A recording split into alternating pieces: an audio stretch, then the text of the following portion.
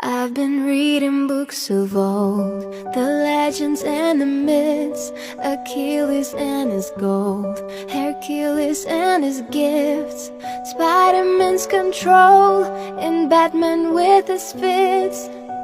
And clearly I don't see myself upon that list. But she said, where'd you wanna go? How much you wanna risk? I'm not looking for somebody with some superhuman gifts, some superhero, some fairy tale bliss.